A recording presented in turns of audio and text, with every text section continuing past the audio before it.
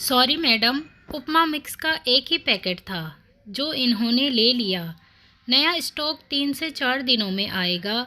Salesman की आवाज़ सुनकर रोहित ने मुड़कर देखा। एक गौरवर्ण की अमेरिकन नवयुवती उसकी तरफ देख रही थी। उसके देखने में कुछ ऐसी कशिश थी कि रोहित ने उपमा मिक्स का पैकेट सेल्समैन को थमाते हुए कहा, यह पैकेट इन्हें दे दो, मैं फिर ले लूँगा। उस युवती ने रोहित को आभार युक्त नज़रों से देखा और फिर डिपार्टमेंटल स्टोर में चली गई। मेट्रो ट्रेन लेट थी। ठंड बढ़ने के साथ साथ घना कोहरा भी छाया था। रोहित प्लेटफॉर्म पर चहलकदमी कर रहा था। तभी वह वहां एक लड़की से टकराया। दोनों की नज़रें मिली और दोनों मुस्कुरा पड़े। वह वही डिपार्टमेंटल स्टोर में मिलने वाली लड़की थी। तभी मेट्रो आ गई और दोनों एक ही डब्बे में चढ़ गए। रोहित उसके रेशम से लंबे केसों और गौरवर्ण से बहुत प्रभावित हुआ। उसका नाम जैनी था। उनमें बातचीत शुरू हो गई। आप कहाँ काम करते हैं? पार्क एवेन्यू की एक कंपनी में। मैं भी वही काम करती हूँ। आपकी बिल्डिंग के साथ वाली बड़ी बिल्डिंग में मेरा दफ्तर है। इस मुलाकात के बाद मुलाकातों का सिलसिला शुरू हो गया। धीरे धीरे घनिष्ठता बढ़ी, फिर दोनों में दूरियां समाप्त हो गई।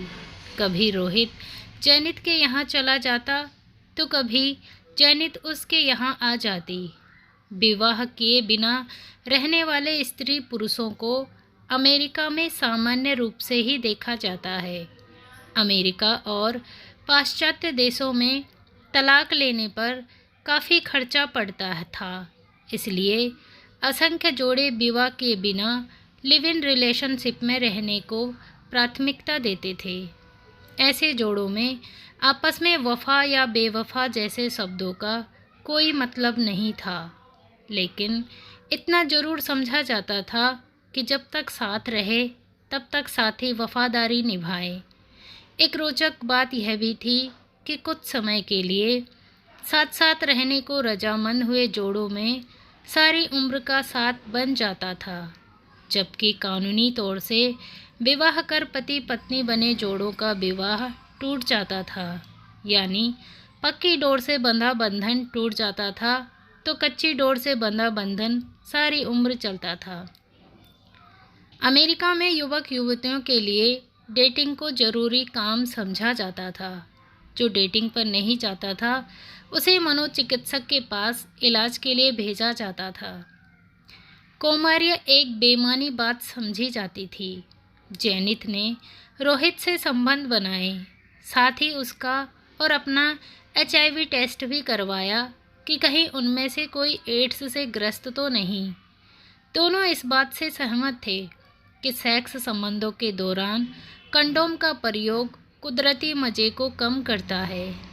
एक रात सेक्स के दौरान रोहित ने कहा, जैनित, तुम ना कंडोम इस्तेमाल करने देती हो, ना ही और कोई गर्भ निरोधक अपनाती हो। अगर प्रेग्नेंट हो गई तो क्या? तब या तो गर्भपात करा लूँगी या फिर बच्चे ने सहजता से कहा, गर्भपात तो ठीक है, मगर बच्चा क्यों? क्या आपको बच्चा अच्छा नहीं लगता? यह बात नहीं है, मगर बिना विवाह के बच्चे को जन्म देना तो नाजायज़ है। यह सब पुरानपंथी बातें हैं। आजकल के ज़माने में कोई इन बातों को नहीं मानता। छोड़ो इसे। यह बताओ, आप अपनी पत्नी को यहाँ कब बुला रहे हैं? जैनिट ने बात में उपजे तनाव को देखते विषय बदलते हुए पूछा। मेरा हाल ही में ग्रीन कार्ड बना है। अब मैं अपनी पत्नी को यहाँ बुला सकता हूँ। मुझे अब बार बार अपना वीज़ा और वर्क परमिट बढ़वाने की ज़रूरत नहीं है। रोहित की बात सुनकर जैनित गंभीर हो गई। आखिर ब्याहता पत्नी का कानूनी हक अपनी जगह था। वह तो एक साथी के तौर पर लिव इन रिलेशनशिप में उसके साथ रह रही थी। आखिरकार रोहित की पत्नी सुषमा का अमेरिका आना हो ही गया। जैनित ने हकीकत को समझते हुए उसके आने से पहले ही अपना सामान रोहित के फ्लैट से उठा लिया। और अपने फ्लैट में चली गई। रोहित की पत्नी सुषमा भी स्नातकोत्तर तक पढ़ी लिखी थी, साथ में कंप्यूटर में डिप्लोमा होल्डर थी। जैनित के मुकाबले वह थोड़े छोटे कद की थी। उसका रंग भी गेहुआ था, पर भारतीय नारी के दृष्टिकोण से वह भी सुंदर थी। थोड़े दिनों तक घूमना फिरना होता रहा। फिर रोहित सुषमा के लिए नौकरी ढूंढने लगा।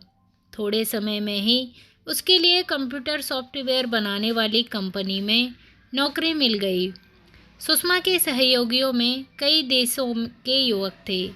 उसके साथ की सीट पर बैठने वाला एडवर्ड नील अमेरिकन था। वह पुरानी सोच रखने वाला रोमन कैथोलिक ईसाई था। वह हर रविवार को चर्च जाता था। अपने माता पिता की कब्रों पर मोमबत्तियां भी जलाता था। सुषमा उसके इस स्वभाव के कारण उसकी तरफ आकर्षित होने लगी। एडवर्ड नील भी सुषमा के भारतीय पहनावे, साड़ी और पंजाबी सलवार कमीज को बहुत पसंद करता था। वह भी सुषमा के प्रति स्नेह रखने लगा। एडवर्ड नील को भारतीय व्यंजन बहुत पसंद थे। सुषमा उसके लिए अपने टिफ़िन बॉक्स में खाना लाने लगी। एडवर्ड नील खाना लेते समय संकोच से भर उठता, क्योंकि वह बदले में खाना ऑफर नहीं कर पाता था। एक दिन उसके मनोभावों को समझ सुषमा हंसकर बोली, नील कोई बात नहीं, टेक इट इजी। तब एडवर्ड नील ने हंसकर कहा, क्या आप मुझे भारतीय खाना बनाना सिखाएंगी? श्योर, जब आप चाहो। उस दिन रविवार था। एडवर्ड नील सुषमा के यहाँ आया। सुषमा ने उसका रोहित से परिचय करवाया। परिचय करते समय रोहित कुछ असहज था, जबकि एडवर्ड नील सहज था। एडवर्ड नील नीली जीन्स और सादी कमीज पर हल्की जैकेट पहने था, जबकि रोहित पिकनिक का प्रोग्राम होने के कारण सूट बूट में था। रोहित, क्या आप कहीं बाहर जा रहे हो? हाँ, पिकनिक पर जाने का प्रोग्राम था। आप तो सूट कोट में हो, तो उसके वजह कैजुअल वियर ही पसंद करता हूँ। मुझे आपका भारतीय पहनावा कुर्ता पजामा बहुत पसंद है। यानी आप भारतीय बन रहे हैं और हम अमेरिकन। सुषमा की इस टिप्पणी पर सभी हंस पड़े। एडवर्ड नील ने मनोयोग से सुषमा के साथ रसोई घर में काम किया। आलू छीले, टिकिया बनाई, खीर बनाई और कई व्यंजन बनाए। फिर सभी पिकनिक पर चले गए। कार में बैठते समय सुषमा ने एडवर्ड नील से कहा, आप अगली सीट पर बैठ जाए। नहीं मैडम, मैं आपका स्थान नहीं ले सकता। एडवर्ड नील ने अदा के साथ सिर नवाकर कहा और पिछली सीट पर बैठ गया। उसकी इस अदा पर रोहित भी मुस्कुरा पड़ा। पिकनिक स्पॉट समुद्री तट था। कई स्त्री पुरुष अधोवस्त्रों में रेतीले तट पर लेटे धूप सेक रहे थे। कई समुद्र में नहा रहे थे। एडवर्ड नील कपड़े उतार जांघिया पहने समुद्र में उतर गया। सुषमा तैरना जानती थी, मगर इस तरह अधोवस्त्रों में वह समुद्र या नदी में नहीं जाती थी। पिकनिक का दिन काफ़ी अच्छा बीता। फिर एडवर्ड नील थोड़े थोड़े अंतराल पर सुषमा के घर आता रहा। थोड़े समय में ही वह अनेक भारतीय व्यंजन बनाना सीख गया। फिर वह भी सुषमा और अन्य साथियों के लिए भारतीय व्यंजन लाने लगा। एडवर्ड नील और सुषमा के मेल जोल को रोहित संकित नज़रों से देखने लगा। वह स्वयं एक गोरी मैम को कई महीनों तक अपने यहाँ एक साथी के तौर पर रख चुका था, इसलिए संकित था कि एडवर्ड नील भी उसकी पत्नी से गलत संबंध बनाएगा। अतः अब वह बार बार सुषमा पर तुनक पड़ता। पहले सुषमा को वीकेंड पर बाहर घुमाने ले जाता था, मगर अब अकेला जाता था। एडवर्ड नील का अपनी पत्नी से हाल ही में तलाक हुआ था। वह आम अमेरिकन लड़कियों के समान ही उच्च श्रृंखला विचारों की थी। उसकी नज़रों में उसका पति एक मिसफिट पर्सनल था। कमोवेश ऐसे ही विचार सॉफ्टवेयर कंपनी में काम करने वाले अन्य सहयोगियों के थे। उनके विपरीत सुषमा एडवर्ड नील को एक फिलोसोफर और जीनियस मानती थी। दोनों में धीरे धीरे अंतर्गनता बढ़ती लगी। सुषमा का आकर्षण रोहित के लिए काफ़ी कम हो गया। तब उसे जैनित की याद आई। 2 से 3 माह से उसने उसकी खबर न ली थी। उसने जैनित का फ़ोन नंबर मिलाया। अरे आज आपको मेरी याद कैसे आ गई? कभी तो आनी ही थी।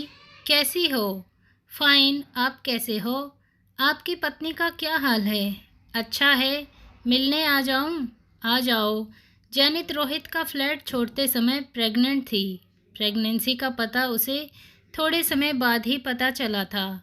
वह इस कश्मकश में थी कि गर्भपात कराएं या नहीं। वह जानती थी कि बढ़ती उम्र में सहारे के लिए एक साथी के साथ साथ बच्चे की ज़रूरत भी पड़ती है। लिव इन रिलेशनशिप के आधार पर जीवन साथी को पाना भी आसान था तो छोड़ना भी, मगर जो भावनात्मक सुरक्षा विवाह नामक बंधन या संस्था में थी वह लिव इन रिलेशनशिप में नहीं थी। लिव इन रिलेशनशिप के आधार पर साथ साथ रहने वाले साथियों में हर समय डर सा रहता कि कहीं उसका साथी उससे नाराज़ हो या अन्य वेटर साथी पाकर उसे छोड़ न जाए। जबकि विवाह की डोर से बंधे पति पत्नी निश्चिंत रहते। उन्हें डर नहीं रहता कि साथी छोड़कर चला जाएगा, फिर यदि तलाक भी लेगा तो नोटिस देगा और इसमें समय लगेगा। रोहित जैनित के फ्लैट पर पहुंचा। उसका उसके प्रेग्नेंट होने की खबर नहीं थी। जैनित गर्भपात कराऊं या नहीं करवाऊं, इसी कश्मकश के कारण निर्धारित समय निकाल चुकी थी। अब गर्भपात नहीं हो सकता था। गर्भावस्था के कारण उसका शरीर फूल गया था। उसने ढीले ढाले वस्त्र पहने हुए थे। रोहित उसके बेडोल शरीर को देखकर हैरान रह गया। बोला, यह क्या हाल बना रखा है? आप स्त्री होते तो ऐसा न कहते। गर्भपात करवा लेती, सोचा तो था। बाद में विचार बना, बड़ी उम्र में एक जीवन साथी और बच्चे की ज़रूरत भी पड़ती है। आखिर सारी उम्र तो कोई जवान नहीं रहता। जैनित के स्वर में वेदना थी। रोहित थोड़ी देर इधर उधर की बातें करता रहा, फिर उठ खड़ा हुआ। अच्छा, मैं चलता हूँ, और फ्लैट के बाहर निकल गया। जैनित को रोहित के इस व्यवहार से धक्का लगा। अमेरिकन या अंग्रेज पुरुष स्वार्थी या मतलबी होते हैं, मगर क्या एक भारतीय भी इतना निर्मोही हो सकता है? अब उसे अपने प्यार या वासना का नतीजा भुगतना था। लिव इन रिलेशनशिप की पोल खुल चुकी थी। विवाह आखिर विवाह ही होता है। फिर उसने अपनी देखभाल के लिए एक नर्सिंग होम से संपर्क बना लिया। सुषमा का परिचय सामने के फ्लैट में रहने वाली पड़ोसिन मार्था डोरिन से हो गया। वह उसके साथ फुर्सत में गपशप मारने लगी। एक दिन मार्था डोरिन ने उससे कहा, आप तो बहुत मिलनसार हो। आपसे पहले वाली तो बहुत रिजर्व्ड थी। आखिर वह अमेरिकन थी ना। सुषमा समझ गई कि रोहित ने उसके आने से पहले किसी लड़की को लिव इन रिलेशनशिप में रखा हुआ था। आखिर वह क्या करता? 3 साल से पत्नी से दूर था। उसे भी स्त्री संसर्ग की ज़रूरत थी, मगर अब रोहित की उच्च श्रृंखलताएं बढ़ गई थी। वह रोज़ पिए घर लौटता था। सारी तनख्वाह पबों बारों में और लड़कियों पर उड़ाने लगा था। घर का खर्चा सुषमा ही चलाती थी। कितनी विडंबना की बात थी कि जब तक पत्नी नहीं आई थी, जैनित से उसका संबंध जरूर था, लेकिन उसमें संयम था। मगर अब उसकी काम वासना विकृत हो चुकी थी। एडवर्ड नील तन्हाई भरा जीवन गुजार रहा था। एक दिन सुषमा ने उससे हमदर्दी से पूछा, नील, क्या आपको अकेलापन महसूस नहीं होता? यह तन्हाई और अकेलापन क्या होता है? क्या आप नहीं समझते? देखिए सुषमा जी, विवाह होने या जीवन साथी के होने का मतलब यह नहीं कि आप अकेलेपन का शिकार नहीं हैं।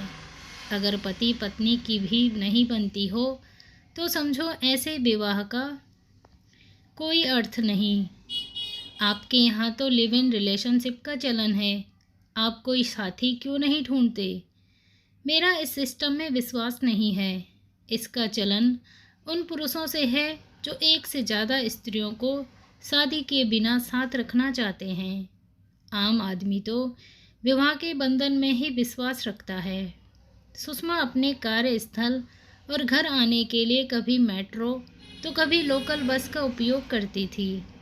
एक दिन डबल डेकर बस की खिड़की से उसने रोहित को एक अमेरिकन युवती के साथ बगलगीर हो जाते देखा तो उसे धक्का लगा। उस रात भी रोहित नशे में धुत घर आया।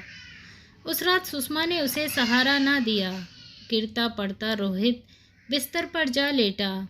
सुबह नींद खुलने पर उसने सुषमा को आवाज़ दी, मगर सुषमा नहीं आई। रोज़ाना उसकी आवाज़ पर वह उसे चाय की प्याली थमा देती थी। आज बेड टी नहीं बनाई? उसने पूछा। खुद बना लीजिए, उसकी तरफ देखे बिना सुषमा ने कहा। क्या आज मूड खराब है? कहते हुए उसने सुषमा को बाहों में लेना चाहा।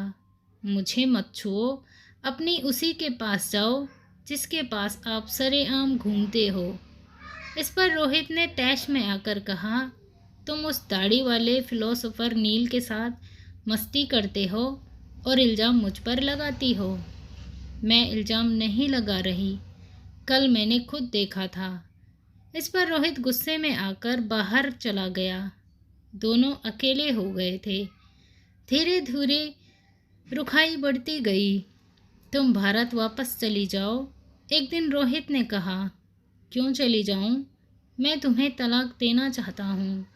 वह तो आप यहाँ भी दे सकते हैं। भारत में एक तलाकशुदा स्त्री की क्या स्थिति होती है, क्या मुझे नहीं पता? आखिरकार सुषमा का रोहित से तलाक हो ही गया। वह अपने साथी एडवर्ड नील के साथ चली गई। रोहित अपनी नई मिस्र मारिया के यहाँ गया, मगर उसने नया प्रेमी कर लिया था। तब वह जैनित के यहाँ गया, पर वह भी एक नए प्रेमी संग घर बसा चुकी थी। खाली हाथ मलता रहा। रोहित अपने फ्लैट के दरवाजे पर खड़ा उस दोराहे को देख रहा था जिसके एक रास्ते से उसकी 7 फेरों की ब्याहता चली गई तो दूसरे रास्ते में लिव इन रिलेशनशिप के साथ ही उसका घर उजड़ चुका था। दोस्तों, आई होप कि आपको भी ये स्टोरी पसंद आई होगी और किसी के बहकावे में आकर अपनी घर गृहस्थी बर्बाद ना करें। कोई 2 से 4 दिन का सुख देकर भाग जाएगा, फिर आप न तो घर के रहोगे और न ही घाट के। इसलिए परिवार से बड़ा और सगा कोई नहीं होता। लिव इन रिलेशनशिप का चलन कुछ दिन ही चलता है, लेकिन शादी एक ऐसा बंधन है जो जन्म जन्मांतर तक जुड़ा रहता है।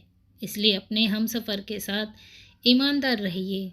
दोस्तों, आई होप आपको स्टोरी पसंद आई होगी। मिलते हैं अगली स्टोरी में, तब तक के लिए बाय। धन्यवाद। Thanks for watching.